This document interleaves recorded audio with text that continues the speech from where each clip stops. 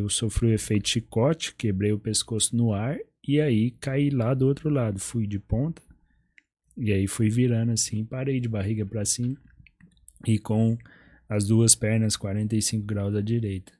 E ali eu já não senti o meu corpo e não conseguia me movimentar, né?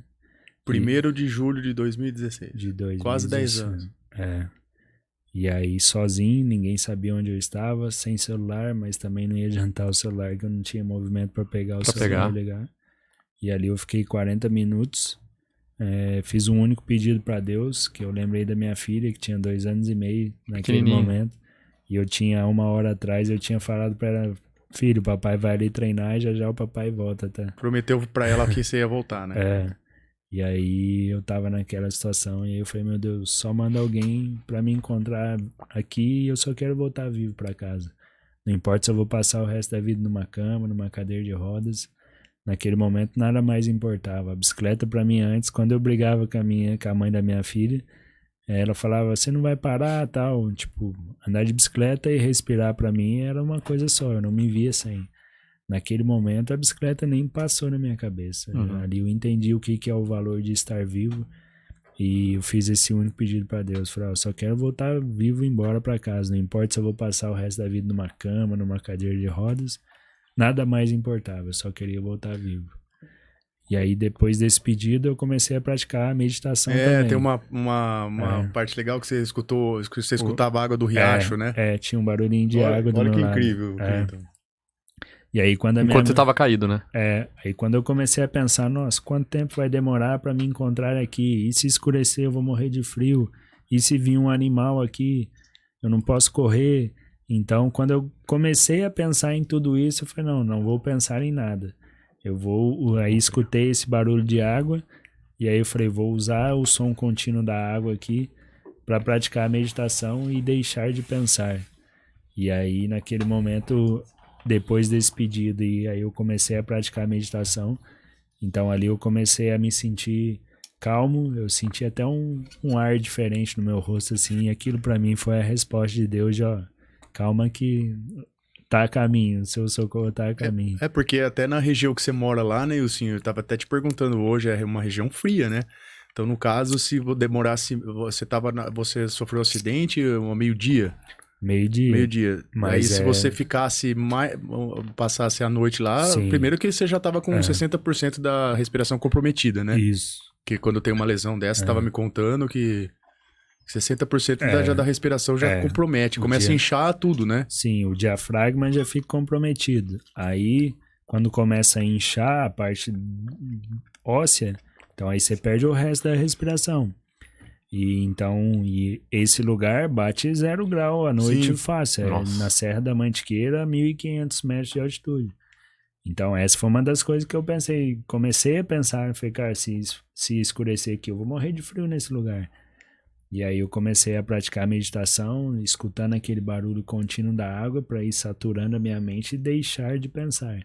Que é um estado avançado de meditação, que é você conseguir ficar sem pensar em nada. E aí eu sentia, depois de alguns minutos, assim, eu senti um ar, parece que diferente, assim, no meu rosto, e aquilo pra mim soou como uma resposta de Deus de, ó, fica calmo que vai dar tudo certo.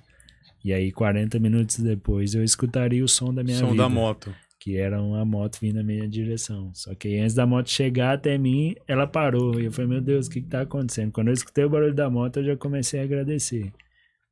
E aí, de repente, a moto para. E eu falei, meu Deus, o que tá acontecendo? Aí depois passou um pouquinho, a moto continuou e um menino de 16 anos que chegou lá e me encontrou. E ele assustou, né? Imagina, um cara com a roupa colorida caído no chão lá, meio torto, bicicleta de um lado, eu do outro. Sem se mexer? Sem se mexer. Eu falei, ó, eu não sinto o meu corpo, não consigo me mexer, só liga pro SAMU, aciona o resgate. Ele, mas você tá falando sério? Tipo, ele me perguntou umas 3 vezes. Aí ele não tinha celular, aí ele foi buscar... ele não tinha celular. Não, aí ele foi buscar o outro cara, aí voltou com o cara do celular, que era o cara que tinha construído a cerca. O cara também muito nervoso, porque ele falou, cara, não imaginava que vocês passaram de bicicleta num lugar desse aqui, remoto. Ele construiu a cerca 2 dias antes do acidente. 2 dias antes. Não, e a história, Clinton, a história legal do cara da moto, que é muito bonita, por sinal, né? Assim, é outra é outra parte de Deus na sua vida, né? Meu milagre começa ali. Esse menino foi Deus que mandou, porque se não fosse ele, ninguém ia me achar ali. A história é sensacional. Eu ia morrer naquele lugar. A história, o menino chegou no almoço e resolveu dar uma volta de moto. E foi dar uma volta na trilha, né, Wilsinho?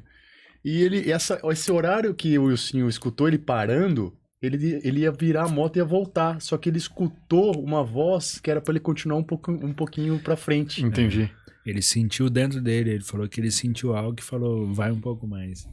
E ele foi. Ele foi mais um tanto que desligou, ligou. E se ele não fosse, hoje eu não estaria aqui compartilhando essa história com vocês, sem dúvida. Eu tinha morrido lá. Não, toda vez que eu conto essa história, eu contei até pra minha esposa, eu só fico arrepiado, cara. E assim, pensando, seria uma morte brutal, né? Porque, poxa...